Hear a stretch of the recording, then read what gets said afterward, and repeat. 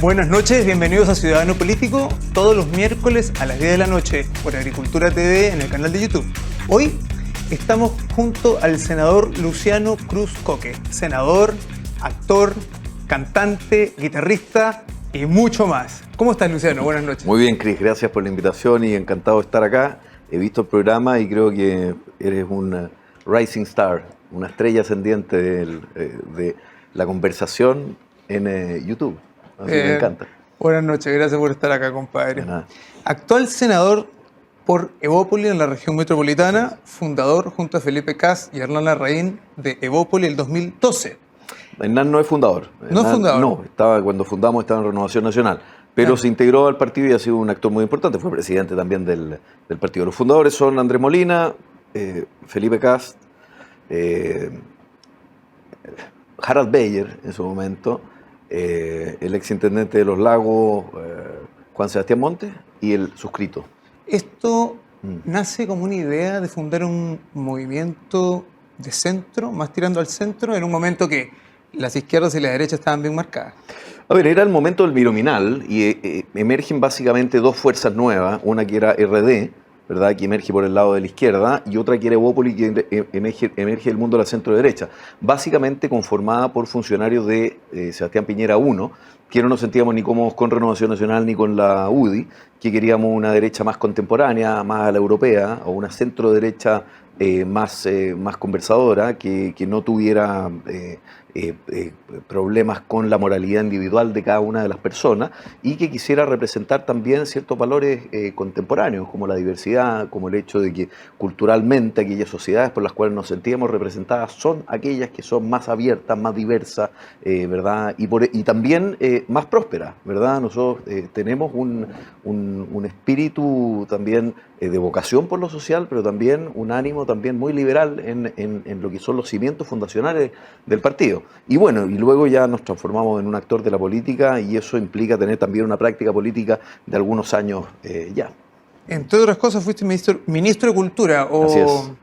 con rango de ministro de Cultura en ese minuto, el gobierno de Sebastián Piñera I. Así es. ¿Cómo estuvo eso? Bien, fíjate, fue de las cosas que yo recuerdo con más cariño porque logramos armar un muy buen equipo. Yo voy hoy día a Concepción y veo el Teatro Regional del Biobío, que lo hizo Smiljan Radic, y que después de 50 años significó que hubiese teatro en Concepción, ¿verdad? Veo el Teatro Municipal de Chillán, ¿verdad?, que estuvo 70 años parado y nosotros logramos construirlo. Veo el Teatro Regional de O'Higgins, por ejemplo. Uno va dejando obras, veo más de 400 inmuebles patrimoniales que a través de un plan de reconstrucción patrimonial con una alianza público-privada, utilizando recursos de la Ley Valdés y de las mismas comunidades, y otra parte que ponía el Estado, hicimos como un matching fund que se pudieron rescatar después del terremoto del 2010, toda la digitalización de los fondos concursables y finalmente el Ministerio de Cultura, porque en ese momento, como tú dices, tenía rango de ministro pero era un servicio. Hoy día nosotros ingresamos ese proyecto el 2013 y hoy día tenemos Ministerio de las Culturas precisamente porque el presidente Piñera I y este ministro en ese momento logramos incorporar ese proyecto.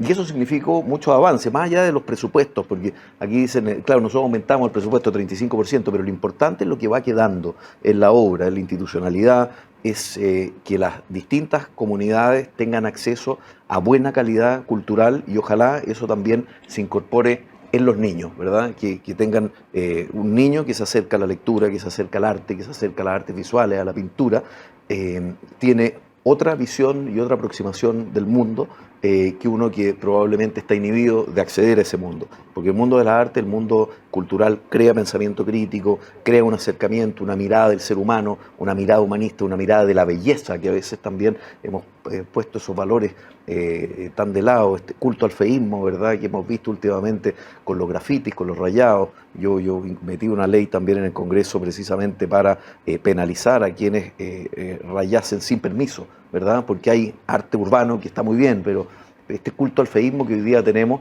finalmente le hace mal al ser humano. Cuando uno viaja a las ciudades bonitas, ¿verdad?, y no me refiero solamente a que uno pensaría en Viena, en París, no, cuando uno viaja a Quito, cuando uno viaja a las ruinas de Machu Picchu, son lugares que están bien tenidos y que finalmente levantan el espíritu, levantan el alma de la gente. Y esa es la importancia también de las artes, de la cultura, de la música, del patrimonio, etcétera. Entonces, como me dijo Gabriel Valdés, que yo me sorprendí mucho, me dijo, mire, usted está a cargo del ministerio más importante Me dijo, yo le dije, ¿cómo? Si yo no soy ministro de Hacienda. Le dije, no, no, no, me dijo, pero la cultura es lo más importante. Bueno, sin duda fuiste uno de los ministros mejor evaluados Así del es. gobierno a la finales.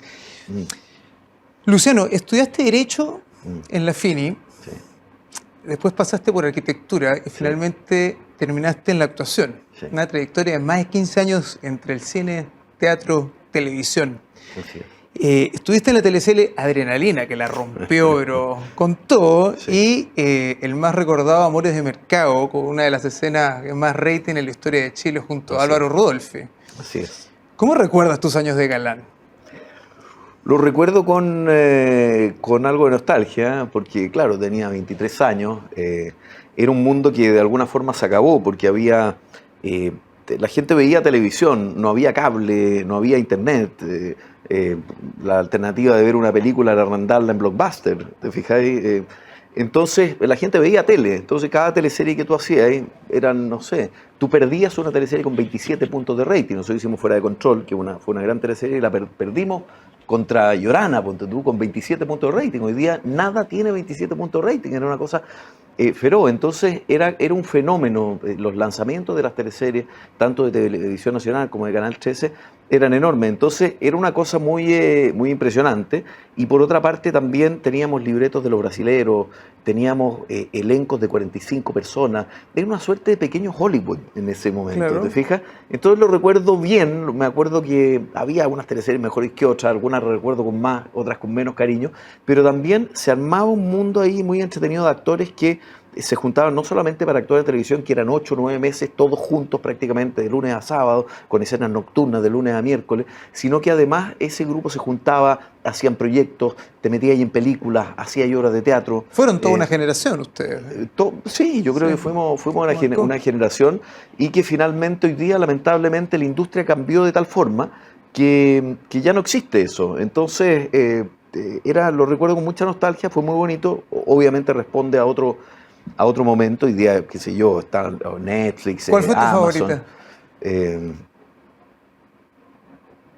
Hay tres que me gustan mucho. Una, Fuera de Control, sin duda.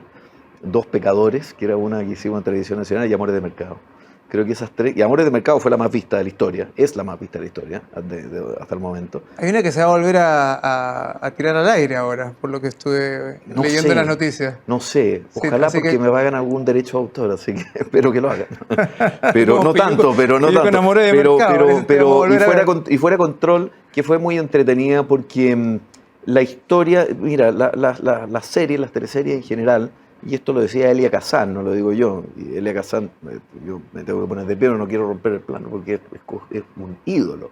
Elia Kazan decía que esto era 95% libreto, 5% o 4% casting, 1% inspiración, ¿verdad? Y yo creo en eso, yo creo que un libreto bien escrito, y Pablo Illanes hizo una gran obra con Fuera de Control, y así, y es una teleserie que ha ido creciendo con el tiempo. También las obras van cambiando y teniendo distintas apreciaciones según el tiempo. Por eso seguimos leyendo a Esquilo y a Sófocles hoy día. Son clásicos, Shakespeare es un clásico. Y esto yo creo que dentro del género, obviamente, no quiero exagerar, para que después no me digan, compara a Shakespeare con Pablo Illanes. No, pero dentro del género me parece que ha ido tomando las características de un clásico. Así que Fuera de Control fue una cosa que recuerdo con mucho cariño, el elenco y la onda y lo que se armó ahí. Oye, Así ¿y que- podías salir a la calle así normal y las chiquillas no se tiraran encima? No, en esa época era bien, era bien, bueno, sobre todo cuando estaba ahí al aire, cuando tú tenías, no sé,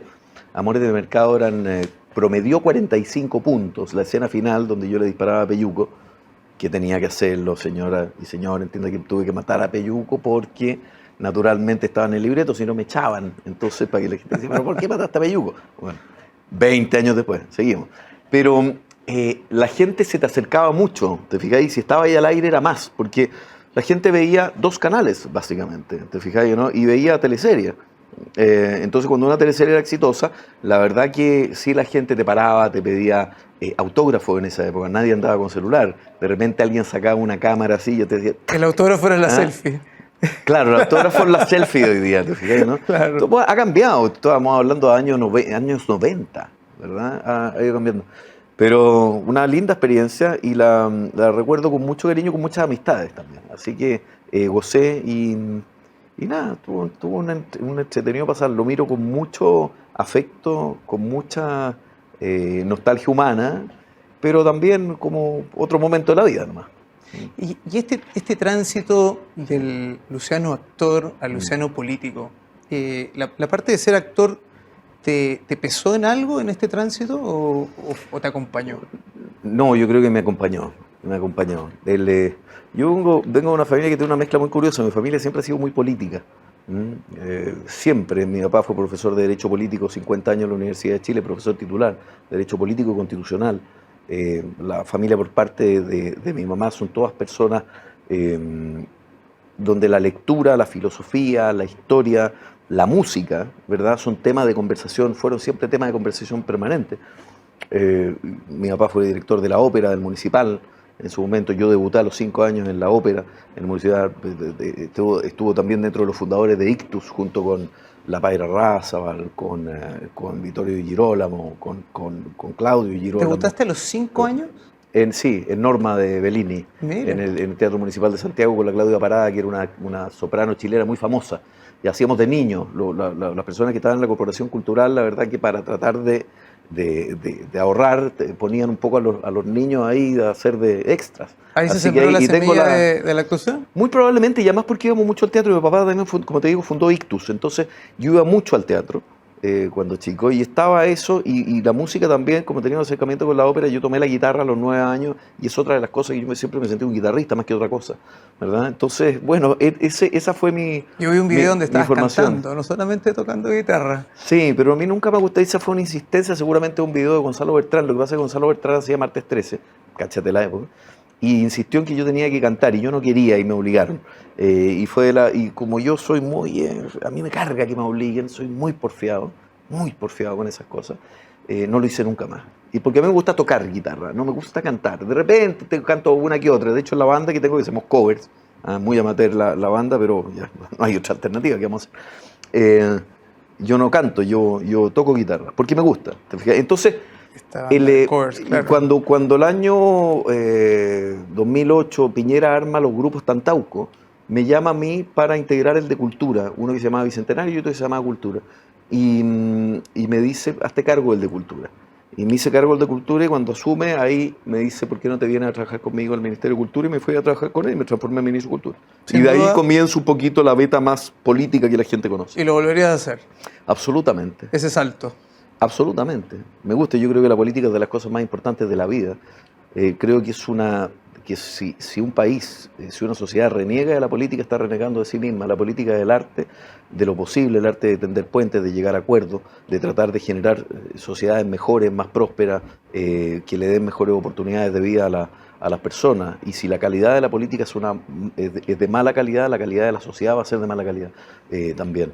Entonces, recuerdo, no sé, mi papá editaba un libro que se llama Manual de Educación Cívica, hasta que se dejó de hacer educación cívica en los colegios, que lo que te enseñaba era básicamente por qué las instituciones sirven, por qué el Congreso es el Congreso, por qué la importancia de que haya separación de poderes, por qué la importancia de que tengamos, por qué el avance civilizatorio que significa la democracia liberal, qué es lo que es la democracia liberal, cuáles son los principios liberales que suponen finalmente que las personas tengan libertades, que exista el imperio de la ley, que tengan que cumplir con ciertas normas, porque el estado de naturaleza finalmente nos conduce a una suerte de incivilización que finalmente es mala para la sociedad y para los seres humanos. ¿Por qué Rousseau? ¿Por qué Montesquieu? ¿Por qué Edmund Burke? ¿Verdad? Porque todas las personas que finalmente trabajaron para este tremendo avance que es la creación de una sociedad que pueda vivir en libertad, ¿verdad? Aquellas sociedades que pueden vivir en libertad son finalmente aquellas sociedades que son más prósperas. Y eso me parece que es la tarea principal de la política, el cómo apelamos a algo que a veces se nos olvida o que no debiese jamás olvidárselo a los que estamos en el servicio público, que es el bien común. Tú estás haciendo algo para producir un beneficio a la sociedad. No pienses en qué puedes hacer tu país por ti, sino piensa en qué puedes hacer tú por tu país, como decía John Kennedy. Entonces me parece que la tarea es trascendente, que haya de pronto malos políticos, que haya personas que cruzan el límite de lo correcto, de lo probo, de lo honesto, no obsta a que la calidad de la política, como decía Churchill, la democracia es probablemente el peor de los sistemas, pero mejor que cualquier otro. Así es. ¿No? Entonces, y yo creo mucho en eso. Sin duda. Luciano, pasemos un poco al lado Sí. político. La presidencia del partido Evópolis. Estamos con elecciones el 22 de octubre dentro de Así Evópolis es. y tenemos entendido que vas como candidato a presidente de Evópolis. Así. ¿Cuáles son tus principales planes para el partido? Bueno, dos cosas. Primero, hay dos aspectos que yo creo que son tremendamente relevantes. Estamos viviendo un momento muy político, ¿verdad? Nosotros tenemos que cerrar el ciclo constitucional de una vez por todas. Este ciclo que se abrió con el 18 de octubre, con el acuerdo del 15 de noviembre, que finalmente la ciudadanía dijo no a un texto hecho con una enorme irresponsabilidad, con una enorme frivolidad, con un 62%, con voto obligatorio, casi 13 millones de votos. Ese ciclo hay que cerrarlo. Efectivamente, yo creo que la Constitución actual cumplió un ciclo político y ese ciclo tiene que ser cerrado con una nueva Constitución. Tiene que ser un ciclo que se cierre de la misma manera en que se llevó a cabo la anterior convención, por supuesto que no. Lo más lejano a eso, creo que el Congreso tiene que cumplir un rol fundamental. El Congreso no puede renunciar a su rol constituyente derivado, que lo tiene, ¿verdad? Los expertos tienen que jugar, la mamá de Boric lo dijo en algún momento el presidente Boric, dijo, acá ¿dónde están los expertos? ¿Dónde están los que saben? ¿Verdad? Cuando veía al señor Rojas Bade haciendo un escándalo, haciéndose un cáncer que no tenía para ganar una elección, la tía Pikachu, ¿verdad? Y todas las demasías y los excesos que finalmente condenaron a esa paupérrima y circense convención al fracaso estruendoso. Que tuvo, uno decía, ¿dónde están los expertos? Con participación de expertos y ojalá con un plebiscito legitimatorio final, ¿verdad? Ese es el elemento legitimatorio. 13 millones de personas votando, un plebiscito para tener una nueva constitución y cerrar el tema constitucional e institucional, porque hay un mundo radicalizado que lo que quiere es que Chile viva en vilo de sus instituciones, cuando tú no sabes qué va a suceder con los sistemas de justicia, qué va a suceder con el poder legislativo, qué va a suceder con la territorialidad del país que pretendía dividirse en distintas naciones, cuando tú no sabes siquiera qué va a suceder eventualmente con el derecho de propiedad o con una serie de temas que se abordaron, los países viven inestabilidad y la inestabilidad para los países es tremendamente lesiva porque la gente no invierte y lo que queremos es crecer, desarrollarnos, etcétera. Entonces, y eso va a suceder en el Congreso. Por eso te hablo, por eso doy toda esta vuelta para llegar al partido. Eso está sucediendo en el Congreso. Los líderes hoy día de los principales partidos son senadores, ¿verdad? Y son senadores también porque las negociaciones se hacen en lo político en el Congreso. Y en esta pasada es muy relevante que haya precisamente esa labor en el Congreso.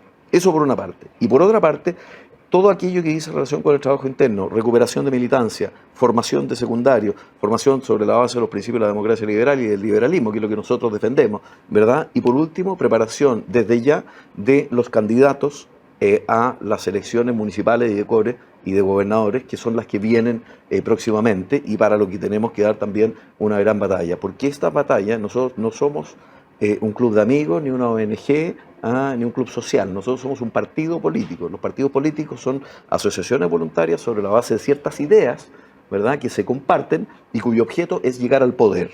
¿Al poder por el poder? No. Al poder precisamente para hacer que esas ideas que se cree, que un grupo cree que son buenas para la sociedad, ojalá se puedan implementar. Y para eso hay que ganar concejalías, hay que ganar municipios, etcétera. Y eso es trabajo político. Y todo es político. La Junta de Vecinos es político. ¿Cómo crees que lo ha etcétera. hecho Evópolis hasta ahora?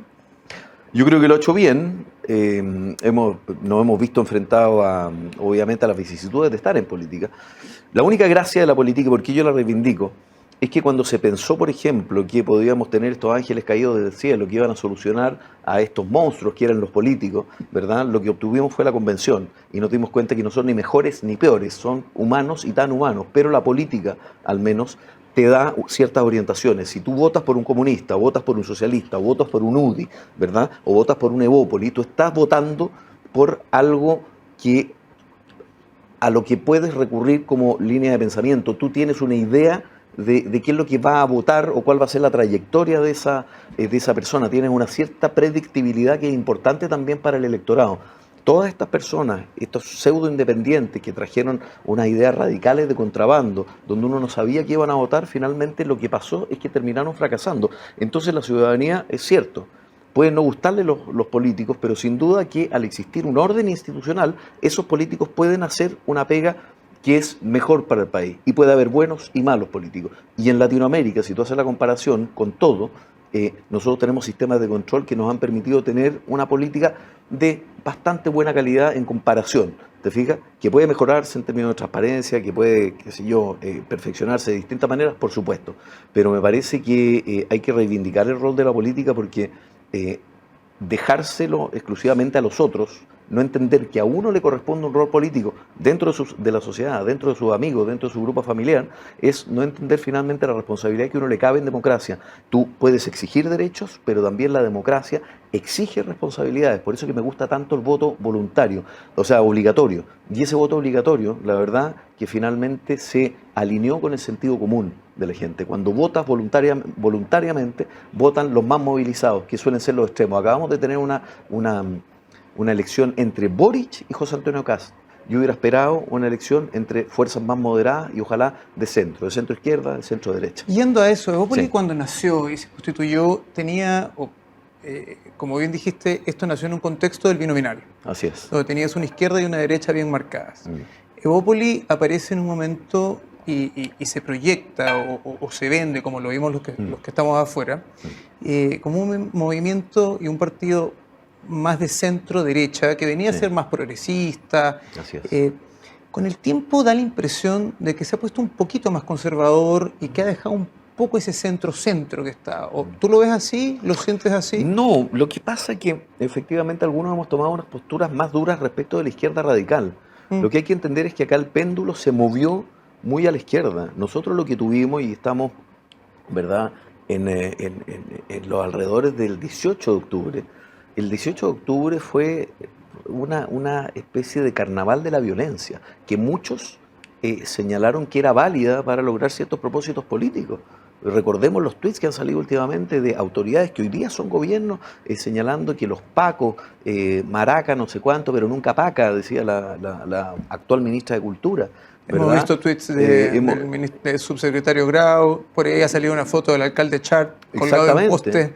Exactamente, y todo esto denostando a Carabineros y validando la violencia que quemó, que sacó comercio, pequeño comercio, porque ni siquiera dice estamos contra el capitalismo, quememos las grandes corporaciones, no, quemando pequeño comercio, quemando kiosqueros, quemando iglesias de barrio, saqueando, tirándole piedrazo a la librera que vivía ahí en la calle Carabineros de Chile, ¿verdad? Y dejándola prácticamente con problemas para caminar para la vida. Entonces, esa validación de la violencia generó que algunos condenáramos con mucha fuerza la idea, la peregrina idea de que se quisiera indultar a los delincuentes, a las personas que estaban presas precisamente por haber dañado, entre otras, haber quemado prácticamente 70 estaciones del Metro de Santiago. Porque afectó directamente a la gente más vulnerable, más pobre, la gente que anda en auto y vive la dehesa. Le da lo mismo, pero esas personas quedaron tremendamente dañadas por el movimiento que fue a todo nivel y que fue validada por un sector político que es de izquierda radical y que algunos de ellos nos gobiernan hoy día. No digo que todo el gobierno sea de izquierda radical, pero algunos sí lo son. Entonces, claro, nosotros asumimos posturas en ese sentido muy duras con ellos, pero en términos morales, a mí casi me echaron del gobierno el año 2010 porque yo me declaré partidario del matrimonio igualitario. Siempre me ha parecido que la sexualidad de las personas es un asunto civil, es un asunto personal. Yo no me tengo por qué meter con quién se acuesta nadie, ni el Estado tiene por qué intervenir. Nunca me pareció, pero eso significó que los grupos más conservadores en ese momento dijeran que se vaya el ministro de Cultura. La presidenta Bachelet decía en esa misma época que los homosexuales no se debieran casar.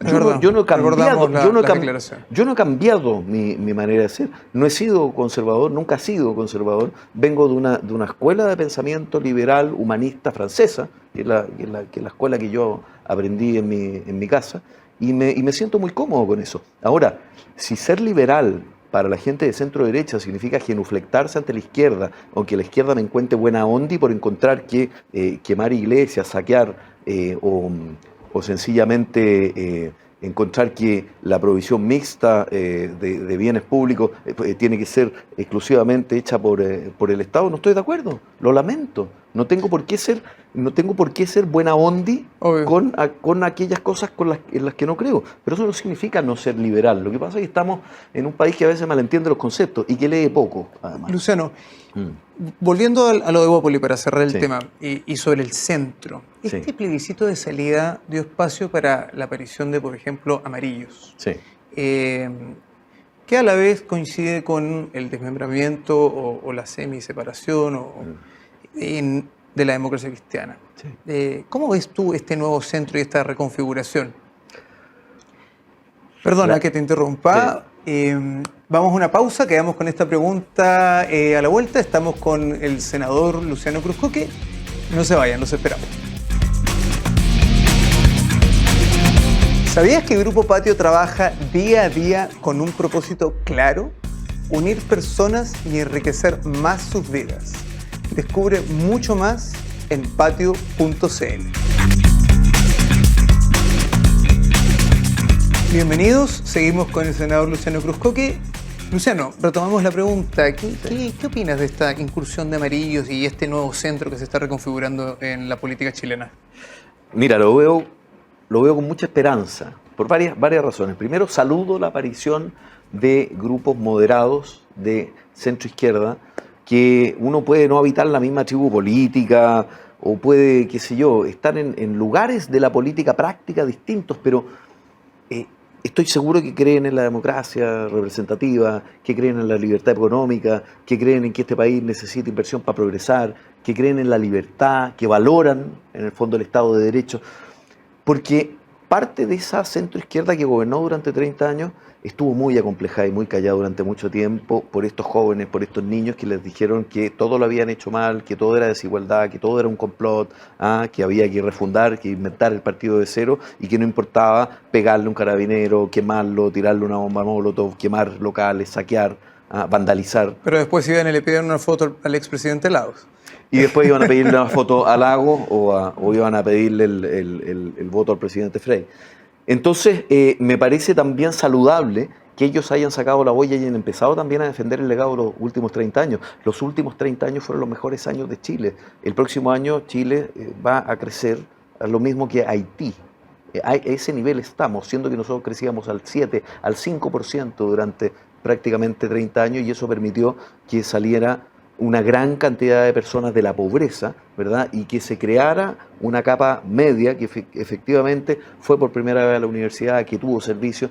Yo que tengo 52 años, yo recuerdo el país donde había 2 marcas de zapatillas, donde los blue jeans se compraban en Mendoza, donde la gente iba al aeropuerto de Santiago a dejar a los parientes con unos pañuelos y los despedían con pañuelos verde raza, donde las carreteras no estaban pavimentadas, ¿verdad? Donde los pobres eran pobres de andrajo, pobres sin zapatos, ¿verdad? Donde no había alcantarillado, donde no había luz pública, etcétera. Este era otro país, ¿verdad? Y estoy pensando en los 80.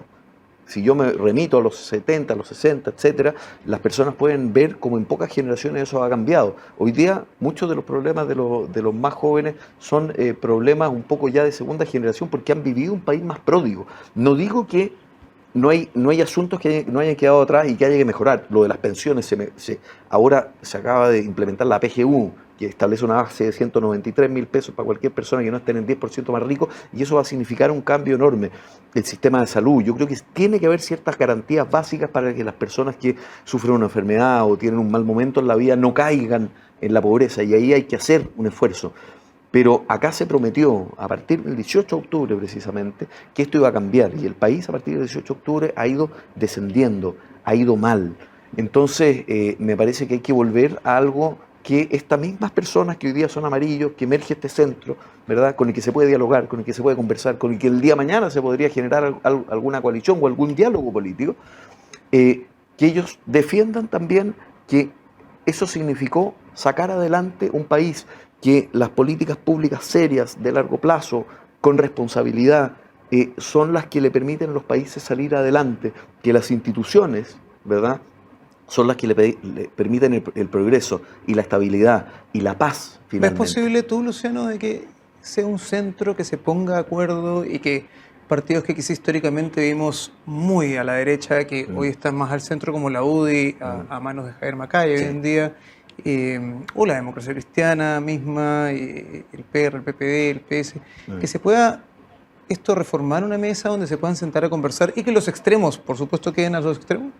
¿Lo es posible? A mí es lo que me gustaría, de hecho. A mí parte de lo que ha sucedido ahora con el voto obligatorio es que finalmente, y nosotros cambiamos los 4/7 en el Senado, ¿verdad?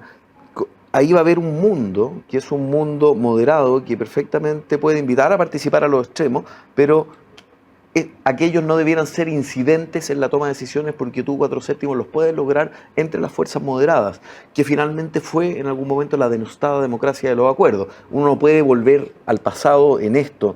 Esto va tomando nuevas formas según el momento cultural, político y sociológico que vive el país, ¿verdad?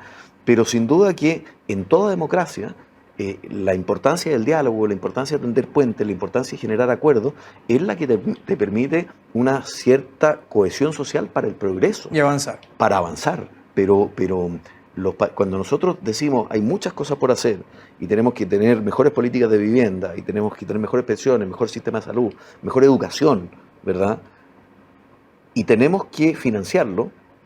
Tú no lo puedes financiar decreciendo.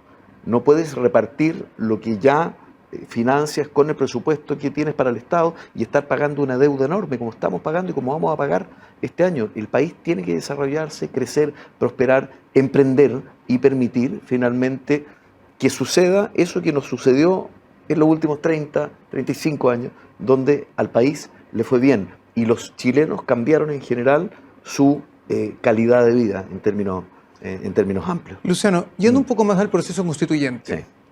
Hoy hay una negociación, una mesa de conversación en curso, donde efectivamente ustedes son protagonistas. ¿Cuál es el punto más difícil hoy para llegar a un acuerdo? ¿Por qué los chilenos que estamos a pie vemos que esto está medio entrampado, sabiendo que las cosas buenas toman su tiempo, pero... Yo creo que porque todo el mundo entiende que nosotros necesitamos una buena constitución, una nueva constitución, que no puede significar escribirla sobre una hoja en blanco, que no puede significar resetear el país ni partirlo de cero. Pero el tema del mecanismo hoy día es, creo yo, el que se interpone en el cómo. Yo creo que hacer una nueva convención es algo que a muchos les da urticaria, pensarlo. Una nueva convención electa en un 100%. Hay algunos que dicen, bueno, hagámoslo mixta. ¿Cuál es tu fórmula ideal? Mi fórmula ideal siempre ha sido el que lo haga el Congreso. No sé si los parlamentarios, porque ahí tú puedes buscar que a través de la misma proporción de representación parlamentaria tú tengas una comisión de expertos, ¿verdad?, designada por las fuerzas mayoritarias del Congreso, en la proporción que les corresponde, ¿verdad?, y que presenten un borrador y luego eso vaya a un plebiscito con voto obligatorio final. Pero también podría haber fórmulas en las cuales haya una parte electa, ¿verdad?, o haya sorteos, se han hecho en otras partes del mundo, a distintos ciudadanos, que se combinen con expertos y que pasen eventualmente, que otra fórmula, que pase por el Congreso, se apruebe por 2/3, 4/7 o 3/5. ¿Expertos, ¿verdad?, vinculantes? Podría ser, si es que son nombrados por las fuerzas mayoritarias del Congreso, eventualmente ellos pueden ser vinculantes en la creación del texto. Después se tiene que aprobar, evidentemente, o podría pasar por el Congreso. Hay distintas fórmulas. ¿Y el plebiscito de entrada? Yo creo que habría que, si hay la posibilidad de llegar a un acuerdo político con participación importante del Congreso, con participación de expertos y teniendo un buen plebiscito de salida, tú puedes ahorrarte el plebiscito de entrada. ¿Por qué lo digo? Porque también hay un cierto hastío en la población de ir a tantos procesos. Nosotros los últimos 3 años hemos tenido 14 procesos constitucionales, 14 procesos electorales. La gente está cansada. Entonces, me parece que yo soy un defensor de las instituciones, yo soy institucionalista, creo en eso. Yo creo que el Congreso no debe renunciar a su potestad constituyente derivada, porque las asambleas constituyentes en general son para tiempos de crisis y las posibilidades de que sucedan rechazos o que no lleguen a buen término han pasado en Sudáfrica, en Irlanda, en Chile, ¿verdad? ¿Cómo ves el rol del gobierno en todo esto? Porque está... Yo los veo muy apurados al principio por tratar de sacar algo, porque en el fondo esto fue un fracaso brutal, porque el gobierno cometió un error y el presidente Boric cometió un error de jugarse el 100% por el apruebo, con un texto que todos sabían, porque te lo decían por debajo, que el texto era malo, pero en el fondo ¿cómo lo vamos a rechazar? Muchos senadores te decían, compadre, esta cuestión quedó como el forro, pero después la arreglamos en el camino. Y no se podía reformar, más encima se casaron con el mecanismo de reforma, fue muy torpe. Y el gobierno se jugó entero. Camila Vallejo instaló un kiosco en la mitad, la Contraloría le dijo a Jackson que estaba interviniendo. Fue un desastre, un nivel de intervencionismo que yo no he visto nunca. Y lo hizo pésimo, y se jugó por una opción. Entonces hoy día, a 7 meses de haber sido electo, tiene a toda la ciudadanía en contra. Hoy día tiene un 27% de aprobación. Ningún presidente jamás había tenido una caída tan abrupta. Porque además ellos ofrecieron cambiar Chile, ¿verdad? Y la verdad que lo han hecho pésimo en materia económica y lo han hecho pésimo en materia de seguridad, que son los dos asuntos que más le importan a la ciudadanía. Entonces, yo creo que hoy día el gobierno debiese tratar de que el proceso constituyente quedara lo más circunscrito al Congreso posible, ¿verdad? No ponerle todas las fichas a eso, porque finalmente vamos a tener una nueva constitución, creo yo, pero debiese ordenar un plan que yo creo que le va a significar mucho costo, porque ellos fueron muy duros con Carabineros, muy promotores de la violencia. Ellos aplaudían a la primera línea cuando entraba a invitar al Congreso, recordémoslo. Recordemos que los humoristas hacían en el Festival de Viña una apología a la violencia y a la primera línea, y ellos lo avalaban, ¿verdad? El presidente. Y el tema económico, cuando el presidente no quiere promulgar el TPP-11. El TPP-11 es una entrada a un mercado de 500 millones de personas, que son 3.000 aranceles más bajos para productos nacionales. Chile se ha desarrollado, porque es un mercado muy chico, tú comprenderás, se ha desarrollado en su industria de productos, servicios y qué sé yo, y recursos naturales, por la existencia precisamente de tratados comerciales. Entonces tú tienes que la inversión en la construcción está parada, que la inversión minera está detenida, y esto es porque estamos con un gobierno que no ofrece garantías. Hicieron un viaje a Nueva York y le fue pésimo. Entonces, la parte económica se viene muy mala. Como te dije, las cifras de crecimiento para el año 2023 van a ser malas. Y eso, en un régimen presidencialista como que nosotros tenemos, es siempre culpa del gobierno, independientemente de que no lo sea. Y ellos también fueron tremendamente responsables con el asunto de los retiros, ¿verdad? Los promovieron, hasta bailaban cueca, Carol Cariola con Camila Vallejo, por saque usted su retiro. ¿Tú rechazaste esos proyectos? Todos. Y no porque yo sabía que había una necesidad enorme, pero yo siempre pensé que, al igual que pienso también con los fondos de pensiones, que tú no puedes cargárselos a los ahorros de las personas, tiene que ser con cargo del Estado. Por eso que apoyamos con mucha firmeza al IFE. Yo creo que el IFE llegó tarde. El IFE debió haber sido antes, porque si tú hubieras tenido un IFE universal antes, no hubieras obligado a la gente a recurrir a los fondos, la primera vez. La segunda, tercera vez, lo que produjo un recalentamiento de la economía tal, y obviamente una merma en los propios fondos de las personas, que hoy día nos tienen con una inflación del 13%. Y eso significa que el kilo papa, el kilo pan, el supermercado, ¿verdad? El crédito hipotecario, la tarjeta líder o la tarjeta de la casa comercial, el crédito consumo, a la persona le cuesta más cara mes a mes. Sí, y todo se paga en UF. Y todo se paga en UF, y eso significa un agobio enorme. Y eso es irresponsabilidad de quienes dijeron, mira, esto es jauja. Los países no son jauja, los países son en serio, y a veces hay que apretarse el cinturón. Y hoy día, aunque al gobierno no le guste, hay que apretarse el cinturón, y eso va a tener costos políticos enormes. Luciano, yendo a la CADEM, que estamos comentando, que salió este fin de semana, donde efectivamente el gobierno a 7 meses, como bien dijiste, cuenta con un 27% de aprobación, puntualmente el presidente Gabriel Boric. Sí. ¿Cómo salimos de ahí? Yo creo que tiene que primero reunir al Congreso, a los parlamentarios. Yo tengo muy buena opinión de Analía Uriarte y de Carolina Toá también. Creo que tuvieron que llamar a las mamás para hacerse un poco cargo de esto. No se la pudieron, ¿verdad? Y llamaron personas con más experiencia. Creo que en ellas está la posibilidad de generar un acuerdo con el Congreso, generar una agenda de seguridad que probablemente implica muchos de los temas que ellos rechazaron. La ley Naín, que ellos la rechazaron cuando mataron al cabo Naín para endurecer las penas contra Carabineros, las leyes que endurecían las penas en su momento contra bomberos, las leyes de saqueo, las leyes antibarricada, la ley de control de armas. ¿Tú las ves a ellas en ese ánimo? Todas las leyes de seguridad. ¿Las ves a ellas en ese ánimo? Yo creo que no tienen alternativa, más que ellas. Yo creo que ellas sí quieren hacer eso, si el problema es que hace un gobierno que tiene al interior al Partido Comunista. Si el Partido Comunista, cuando habla de democracia, no habla de lo que tú y yo pensamos de democracia, porque ellos no creen en la democracia burguesa nuestra. Para ellos la nuestra es una democracia burguesa, ¿no? La democracia es un medio, ¿verdad?, de tontos útiles para llegar al poder. ¿Y este escenario? Ese es el Partido Comunista. Mira dónde gobiernan, lo que sucede. Y hay una izquierda radicalizada que pertenece al Frente Amplio, no todo el Frente Amplio, que piensa igual que ellos. Entonces, para los cuales la agenda de seguridad, la existencia de la fuerza pública, es una fuerza opresora que inhibe finalmente la emancipación de los pueblos. Daniel Jadue piensa en estos términos. Entonces, no estamos hablando de personas como desconocidas, El alcalde Jadwe, piensa en esos términos. Acabamos de ver que el fin de semana hubo un congreso del Partido Comunista donde determinaron que tiene que haber una política de masas nueva. O sea, es probable que vuelvan a la calle. Hoy día son gobierno. Van a seguir en el gobierno con un pie en la calle, con un pie en el gobierno, como lo han hecho siempre. Entonces, ojo, la validación de la violencia, el uso de la violencia para conseguir objetivos políticos, ¿verdad? Permitir que exista violencia en una sociedad es finalmente renegar de la democracia. Entonces, yo creo que el gobierno está obligado a tener una agenda de seguridad, a involucrar al Congreso en eso y, ojalá, a operarse también de las fuerzas de izquierda más radicales que forman parte de su gobierno. Y el presidente va a tener que tomar una decisión. Que se entienda esa...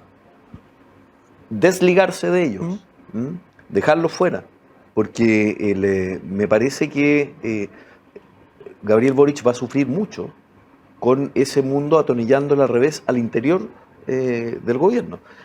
Y en materia económica también vamos a tener que reformular los aspectos de la reforma tributaria que están llevando al Congreso, que ya la han modificado antes incluso de que se empiece a votar, antes de las indicaciones siquiera, porque se dan cuenta que el país está prácticamente detenido en términos de inversión. Si está detenido en términos de inversión, yo estuve en Ñuble, en Chillán, el fin de semana, y me dijeron, miren, hasta abril nosotros, el gremio de los comerciantes y restauranteros, andábamos más o menos bien. Hoy día ya bajó la cosa, se empezó a notar, se empezó a apretar. Bueno, vamos a tener que vernos con un problema hacia adelante. Y la pega, cuidar también la pega y ojalá que las personas no sufran. Y el gobierno es muy responsable de echar a andar esa palanca que es finalmente la que le puede permitir empleo, desarrollo, prosperidad, crecimiento al país. Oye, Luciano, estamos a 3 años del estallido social. ¿Cómo hubiese manejado Luciano Cruz Coque como presidente esta situación, 3 años atrás? Mira, es súper fácil hacer política con el diario del lunes. Sí, claro. Muchos dicen, mira, Piñera entregó la Constitución, podría haber renunciado. Yo creo que hubieran pasado las dos cosas. Hubiera renunciado y se hubiera entregado de alguna forma la Constitución. Creo que finalmente para eso están las instituciones. Se salió a través de un diálogo institucional. Yo no reniego del 15, porque el 15 fue un acuerdo político. Reniego finalmente de todo lo que pasó después cuando se modificaron las reglas para la convención. Y la convención que quedó tremendamente mal hecha, y también creo que hay una responsabilidad muy grande en algunos actores públicos de medios de prensa, de medios de comunicación, que se compraron la tesis del octubrismo completa, y de muchos intelectuales. Es que fueron impulsores quizá un poco también. Bueno, también, pero creo mucho lo que dijo Carlos Peña, hubo una responsabilidad y una frivolidad muy grande de muchos intelectuales en señalar que este proceso emancipatorio era prácticamente la posibilidad de salir de una, básicamente de una historia de injusticia en Chile, cuando en estricto rigor yo creo que aquí lo que ocurrió son finalmente los dolores de la modernización capitalista y del crecimiento que no fueron bien abordados por la política, ¿verdad? Pero honestamente no creo que el problema fuera constitucional, por más que hoy día se necesite, porque creo que hubo un cambio en términos de lo que se requiere como pacto social para que podamos vivir bien hacia adelante.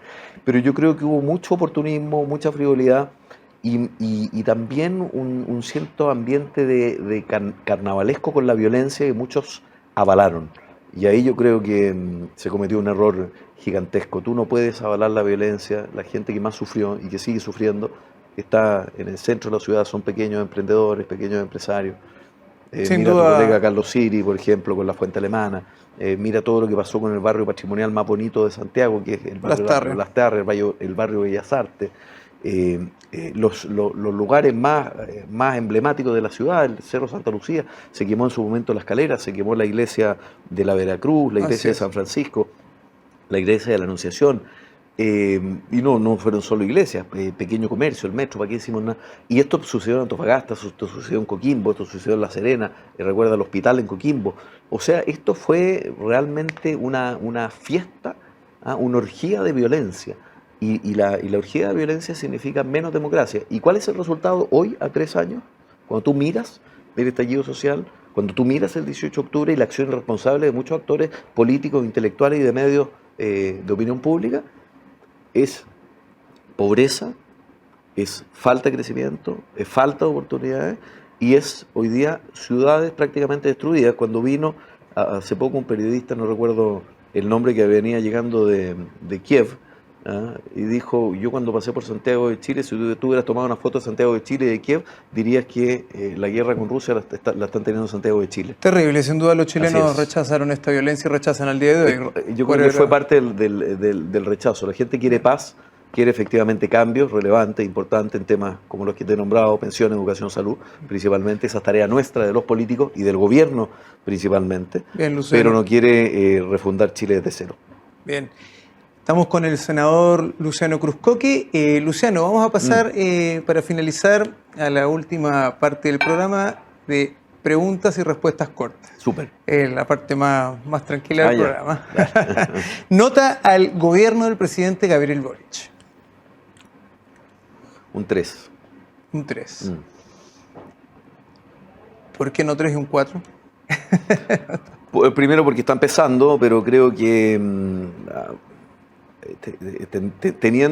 siendo que está empezado y que el momento donde se están mostrando los programas y mostrando las caras, creo que ha sido demasiado rápido el declive, demasiada la inexperiencia de los ministros que ha puesto, las chambonadas permanentes, la inoperancia en temas muy relevantes, y yo creo un poquito la frivolidad de creer que esto era llegar, tomar la guitarra y ponerse a cantar. Bien, Luciano, sí. ¿Volveremos a verte en las tablas? Sí, de todas maneras. ¿De todas maneras? De todas maneras. Ya, eso es una promesa. Sí, eso de todas maneras. De hecho estuve hasta la primera parte de mi periodo de diputado. Estuve con una obra que dirigía Alejandro Goich, que además estuvo en la campaña también. Es muy político, gran director. Así que sí, el teatro de todas maneras. De todas maneras. Siendo que te queda periodo para senador hasta el 2030. Ahí estaré. Espero también, sí. Bien. Sí. Placer culpable, Luciano. Todos tenemos uno. Me gusta el glam rock. Glam rock. Me gusta Bon Jovi, Poison. Bien. ¿Qué vamos a hacer? Pero es una maravilla, eso no es un placer culpable. Me encanta. Es música de la buena. Sí. Y también de repente me emociono con Luis Miguel. Ya, ese es un placer culpable. ¿Qué le vamos a hacer? Luciano, ¿presidente de Chile? No, fíjate, no tengo ninguna pretensión de ser presidente. Creo que los presidentes lo pasan mal. Creo que se expone mucho a la familia, se expone a la vida personal. A mí me gusta leer, me gusta la guitarra, me gusta, disfruto otras cosas. No me gustaría hacer teatro. Ir a que te saquen la mugre durante 6 años, no le tengo ningún... Bueno, 4 sí, perdón. Sí, no le tengo mucho cariño, no acaricio esa idea, y además hay tantos lienzos para ese trompo que para qué uno más. ¿Eres cinéfilo? Sí. ¿Película favorita? Chuta, hay varias. Ciudadano Kane me parece una espléndida, una gran película. Hay una película también de Sidney Lumet que se llama Network, que me encanta, y es una gran película. Y otra de Francis Coppola que se llama The Conversation, La conversación, con Jim Hackman. El Padrino, la saga, la 1 y 2 al menos, extraordinaria. El último tango en París,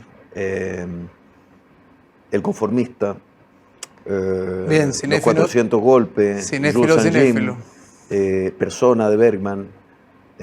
Sí, no tengo muchas, y me voy a salir de acá y voy a decir, ¿por qué no dije esto? pero sí, no. Tengo además, me armé un pequeño Excel que se lo mando a mis amigos, así que te lo voy a mandar a ti, con al menos 100 películas que he visto, que son películas, no son todas conocidas, pero están por director, ¿verdad? Y son las películas que me han hecho mucho sentido. Con mis hijos, te lo voy a mandar. Con mis hijos vi, por ejemplo, To Kill a Mockingbird, de la novela Matar a un ruiseñor, que se hizo película, que es en blanco y negro y que narra la historia de una niña cuyo padre defiende a una persona de color que está acusado de haber asesinado a alguien. Y me dijeron, ¡qué lata! Vamos a ver esta película en blanco y negro y todo esto, que estaban con Star Wars. Entonces, la vieron y quedaron bien. Se educan esas cosas. El acercamiento también al cine y a las artes en general también se educa. Esta es una pregunta difícil. A ver. ¿Alberto Plaza o Miriam Hernández? No tiene nada difícil la pregunta. Miriam Hernández, pero de todas maneras. Bien. Sí. ¿Oíste, Miriam? Sí, me encanta. ¿Democracia cristiana o Amarillos por Chile? Amarillos por Chile. Hoy, me parece que la democracia cristiana fue un gran partido en su momento, pero creo que los Amarillos por Chile han hecho algo que para los tiempos de hoy creo que es mucho más valioso hoy que la democracia cristiana actual. ¿Carol Cariola, presidenta de la Cámara? Me pasan cosas, mira, a mí en general no me gusta el Partido Comunista, pero me cae bien la Carol Cariola. Pero no sé, no me gusta meterme en una corporación que es distinta, pero yo creo que los acuerdos políticos en principio debiesen respetarse. 3 personas del gobierno a los que llamarías a formar parte de tu gobierno. 3 personas del gobierno a los que me lleva una buena impresión, por ejemplo, la ministra Jara, muy buena.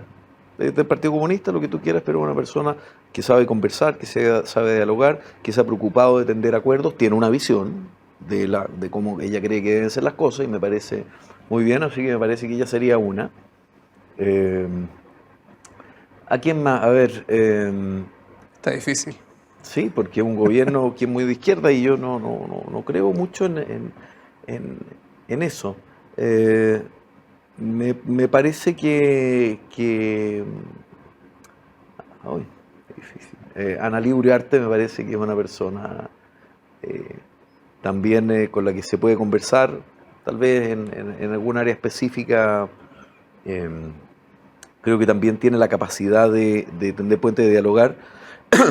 Y José Miguel Benavente de Corfo me parece que es una persona muy preparada y me tocó trabajar con él también en el Ministerio de Cultura cuando estábamos modificando los fondos concursables y una persona muy preparada, así que ahí te di... Logramos 3. ¿Qué te parece? Logramos 3. Oye, y no era fácil. No era fácil, sí. ¿Cuál es el piropo más atrevido?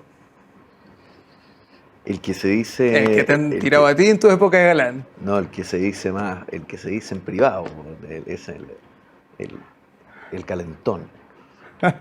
No sé. Ya. ¿Te han robado un beso alguna vez? Sí, me han robado varias veces. Ah, ¿te han robado? Sí, varias. Sí. ¿Una política chilena buena moza? Camila Vallejo, buena moza. Digamos otra.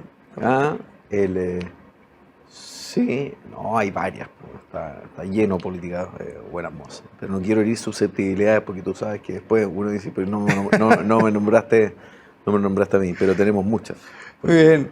¿Sarita Mellafe o Paulina Urrutia? Paulina Urrutia, sin duda. Paulina. Sí. Sarita Mellafe es un desastre. ¿Cómo vamos a decir Sarita Mellafe? No. Paulina Urrutia es una muy buena persona. Sí. ¿En qué te ves en 10 años más, Luciano?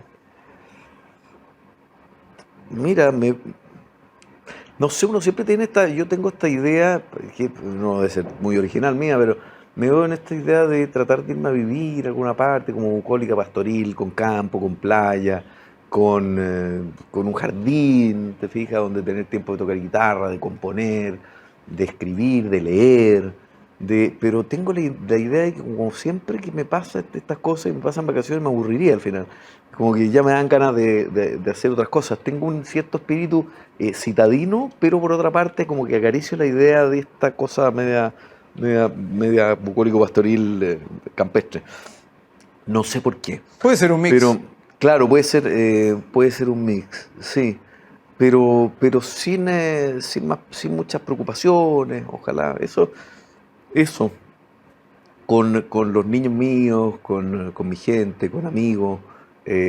Con tiempo. Me encantaría, no sé, que el cigarro no diera cáncer, por todo ese tipo de cosas. Bien, Luciano. Muchas gracias por la entrevista. Lo hemos pasado muy bien. Está muy simpático. Mucha suerte y éxito en las elecciones. Muchas gracias, Cris.